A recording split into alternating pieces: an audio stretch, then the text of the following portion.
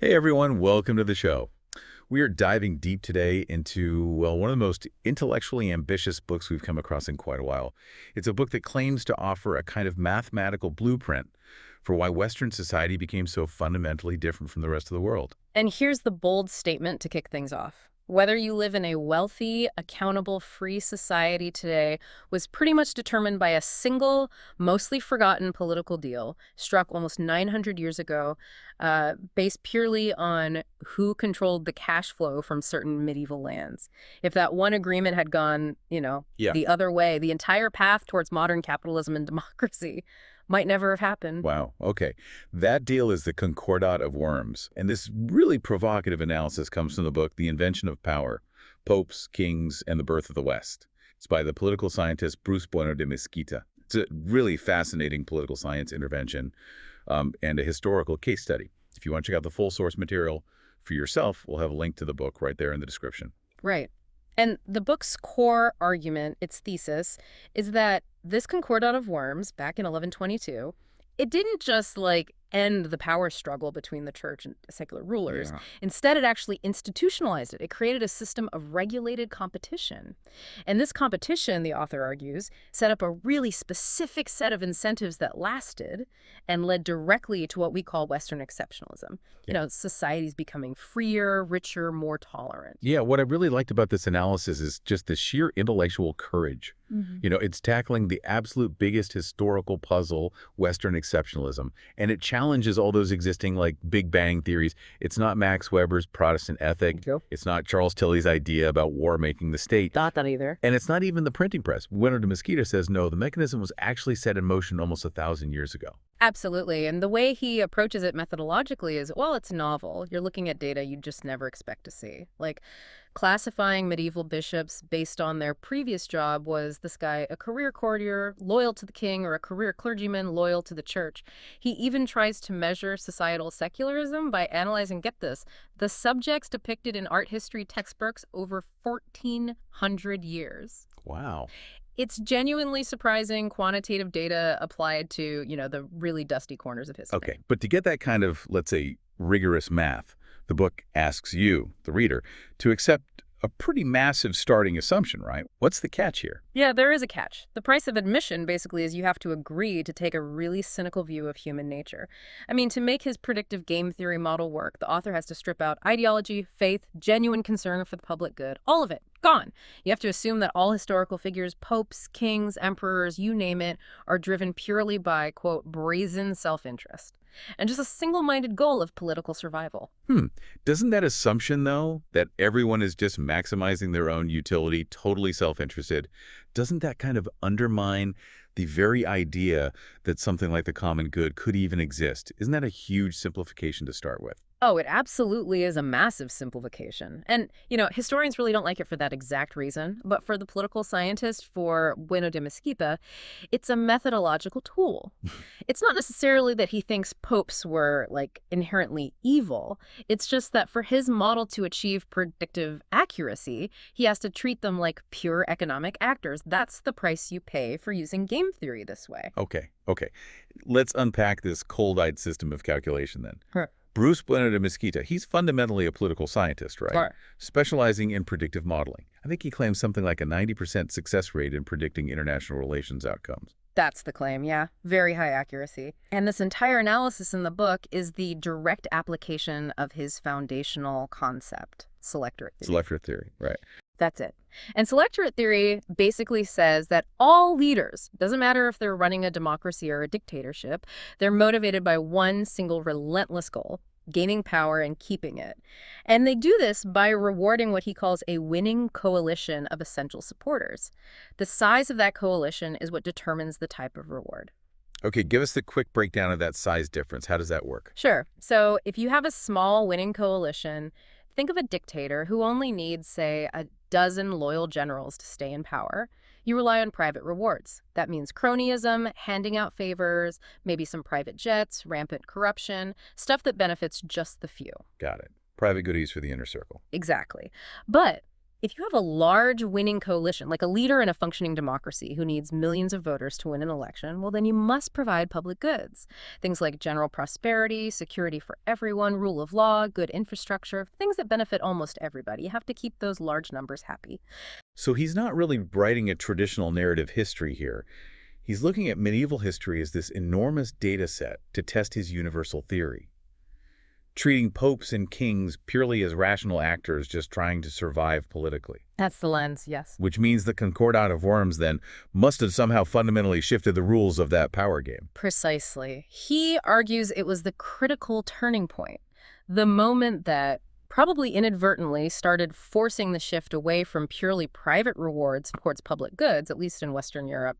So let's get specific. What exactly was the Concordat of Worms? And why does this political scientist think this specific treaty changed the world when, frankly, most history students probably just see it as a footnote? Right. It often is treated that way. It was essentially the peace treaty that resolved the Investiture Controversy. That really long, bitter struggle lasted about a century between the papacy and secular rulers, mainly the Holy Roman Emperor, over who got to appoint bishops and, crucially, invest them with the symbols of their power. The treaty, signed on September 23rd, 1122, it didn't give either side total victory. Instead, it established this system of regulated competition between the two powers. Regulated competition. And what was the key trade-off? What did each side get that set this competition in motion? Well, the church basically won the right to nominate bishops and invest them with their spiritual authority, the ring and staff. That was seen as a huge spiritual victory for the Pope. Okay, symbolic win for the church. Symbolically huge, yes. But the secular ruler, the king or the emperor, they gained a really key veto power over the Pope's nominee. And maybe most importantly, they got the right to keep the revenues, known as the regalia, from the bishop's lands during a vacancy, while the position was empty. Wait, regalia? Let's pause on that. That sounds kind of, I don't know, ceremonial. But we're not talking about a small change here, are we? Oh, absolutely not. Not pocket change at all. Bishops, especially in the Holy Roman Empire, were massive landholders. We're talking huge territories. They often controlled their own judicial systems, collected taxes, ruled over large populations. The regalia wasn't just ceremonial income, it represented the real hard cash, the income, the feudal dues, the taxes collected from these enormous church lands. Right. So by controlling when and how a bishop was finally appointed, the king was effectively controlling the flow of medieval tax revenue for huge chunks of his kingdom. Wow. Okay, so the king wasn't just getting a bit of extra spending money. He was holding the medieval tax base of these vast church lands hostage, essentially. This institutionalized a really clear system of leverage, didn't it? Forcing both sides into this game of, as the book puts it, trading money for power and power for money. That's the core mechanism he identifies, and that is the central argument for why the West became different, exceptional. See, before the Concordat, the competition was unregulated. One side was always trying to just eliminate the other, achieve total control, absolutism. But after 1122, the competition was regulated. Neither the Pope nor the king could realistically wipe the other one out. So they were forced to compete for support among the elites, the bishops, the nobles. That's the selectorate in this context. And now we get to the core insight. How does this regulated conflict, this constant bargaining, lead eventually to things like property rights and modern economic growth? Right, because both the church and the king needed money. They needed resources to keep their winning coalitions happy, to keep those elites loyal. And to get those resources consistently, they had to make sure the underlying economy was actually productive. You can't tax poverty forever. So this forced them, over time, to start offering public goods, specifically things like the rule of law, stability, and, crucially, guaranteed property rights.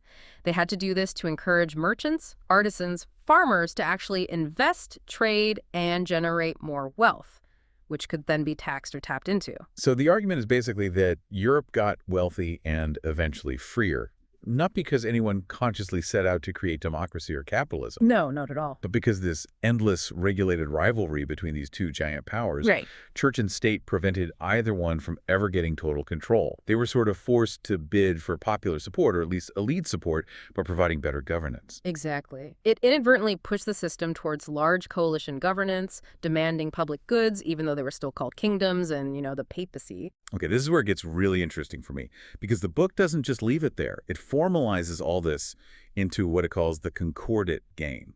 Hmm. What are the specific variables in this game? What does the model use to predict whether the king or the pope wins a particular bishop appointment? Yeah, the game theory part is central.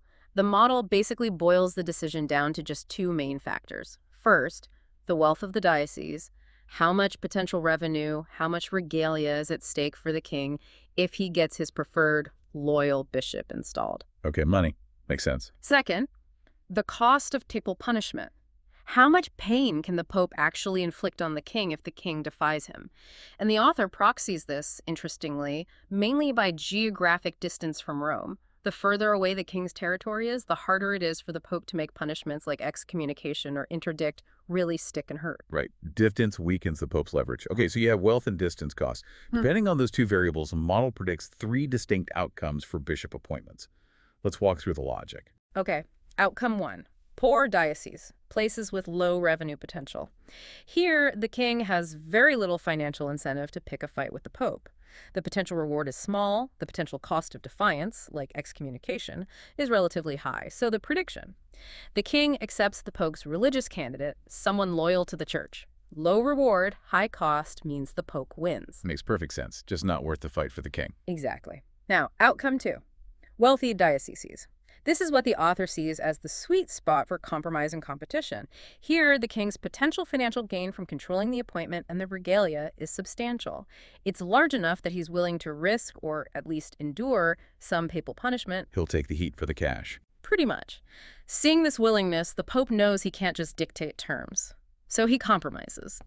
The prediction here is that these wealthy dioceses will see a big surge in secular bishops, those career courtiers, administrators, guys loyal primarily to the king being appointed after 1122. And the data, based on classifying bishops by their prior jobs, seems to support this predicted increase in royal influence in the wealthier areas. This is where the competition really heats up. Okay, so the model says low money, pope wins. Medium money, they compromise, but the king tends to get his way more often, which leaves the really big prizes. Right. Outcome three. Extremely wealthy dioceses. Here, the potential revenue for the king is just massive. His leverage becomes almost absolute. The financial gain from having permanent, unchallenged control is so immense that the model predicts the king will just break the bargain entirely. Forget compromise. And how does he break it? The model predicts two ways this happens. First, the inside option. The king is so powerful and the diocese so rich that he can effectively capture the papacy itself.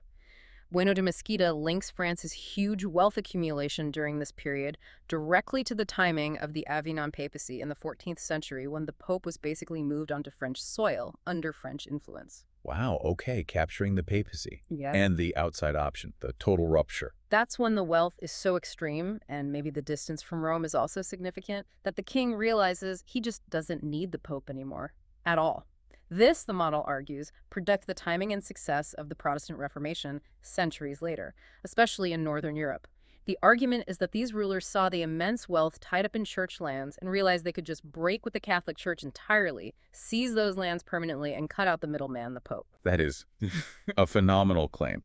Tying the seismic religious and political events of the Reformation back to a game theory model based on a 12th century property dispute. And maybe the most provocative claim, the one that brings this whole model right into the modern world, is the assertion that the percentage of those secular bishops in a region back in the 12th and 13th centuries actually predicts today's incomes pretty darn well. Yeah, that's the mic drop moment, isn't it? He uses this absolutely stunning example comparing modern Dutch and German workers. He points out that, on average, a German worker today works fewer hours, but still earns nearly $6,000 less per year than the average Dutch worker. Okay. And he provocatively links that modern income gap directly back to the medieval bishop data. Nearly 38% of Dutch bishops during that critical period were secular, loyal to the crown, compared to only about 1/6, maybe 16 or 17% of German bishops being secular. More papal influence in Germany, more royal influence in the Netherlands, translating to modern income differences. Hold on. That is an absolutely wild correlation claim. Are we seriously saying that the difference between a German salary and a Dutch salary today traces back 900 years? To who was appointing bishops? That's either incredible or incredibly reductive, maybe both. It's definitely both. That's the power and the controversy of his predictive model. And that incredible claim is exactly why we have to ask the next question. How did this book, which presents itself as so scientifically rigorous, so data-driven, how did it actually land with the specialists in the field, the actual medieval Right, historians? because the public reception, as we kind of noted, was hugely enthusiastic. People love a clear, grand theory that seems to explain complex history simply. Yeah. It fit right into that popular big idea, Malcolm Gladwell-esque genre. But the specialists, let's just say they were largely brutal, really critical. The core of their counter-argument often gets summed up as garbage in, garbage out. They argue the model, however elegant mathematically, is built on deeply flawed assumptions and frankly questionable history. Okay, what are the biggest specific flaws they point to? Where does the garbage come from in their view? Well, first, many argue that the author relies heavily on outdated secondary sources, some from the early 20th century. They say he ignores decades of more recent, more nuanced medieval scholarship. So the historical foundation of the model itself is seen as shaky from the get-go. Hmm. Outdated history. What else? Second, the proxies used to generate the data are heavily criticized. That binary classification of bishops, you're either secular or religious based on just one prior job. Historians look at that and say it's simplistic nonsense. Loyalty in the medieval world was incredibly complex, shifting, multi-layered. It was never that black and white. Right, people weren't just Team King or Team Pope. Exactly. And using things like modern trade data to try and approximate 12th century diocesan wealth, that's seen as fundamentally anachronistic. You can't just map modern economies onto the medieval past like that. So the very hard data that the author claims makes his model scientific is, according to the critics, built on some pretty soft and debatable assumptions, as one historian put it. It really feels like this clash of intellectual cultures, the cold, elegant, simplifying scientist versus the complex, nuanced, context-loving historian. It really does. And maybe the most damning critique, the one that hits the core premise, is this. Bueno de Mesquita argues the Concordat weakened the church, empowered secular rulers by forcing this competition. But the broad consensus among medieval historians today is largely the opposite. They see the Concordat of Worms primarily as a major victory for the papacy. It secured the church's spiritual authority over appointments, ending lay investiture, and arguably set the church up for centuries of increased power and influence, not decline. So the model might be predicting outcomes based on a premise that historians think is fundamentally backwards. That's a major line of criticism, yes. Wow. Okay. So we're left with this really stark tension, aren't we? You have this clear, elegant, maybe overly cynical theory that uses simple math to explain a lot of historical variation, predict major events, versus this complex, messy, nuanced historical reality that just seems to resist being easily quantified or put into a neat predictive box. It's a fascinating collision of disciplines, for sure, and it really forces us, and hopefully you listening, to re-examine how we even think about historical causation. Which leads us to some big questions we want you to mull over after this deep dive. The nature of history. Is history truly a science where we can discover universal laws of political behavior, like Bueno de Mesquita attempts? Or is every historical moment unique and contingent, making such grand theories inherently reductive? The value of simplicity. Does a simple model that explains a lot of historical variation, even if imperfectly, have more intellectual value than complex historical narratives that offer rich detail but less predictive power? What is the proper balance between parsimony and nuance? The motivation of leaders. If a leader's primary goal is simply to stay in power, as selectorate theory assumes, can concepts like the common good, justice, or national interest ever be genuine motivators for political action, or are they always just rhetorical cover for self-interest? The public and the expert. What does it mean when a theory is heavily criticized by specialists in a field but proves overwhelmingly popular with a general audience? What does this phenomenon reveal about the public consumption of history and the role of the public intellectual? And finally, the unintended legacy. To what extent can a single political agreement, like the Concordat of Worms, truly reshape the trajectory of a continent for nearly a millennium? Is it plausible that the drafters of a 12th century treaty inadvertently laid the groundwork for modern democracy and capitalism? Some really big questions there. Thank you for joining us on this deep dive into the Invention of Power. It is definitely a book worth reading, packed with interesting details and facts, even if, you ultimately disagree with the grand theory.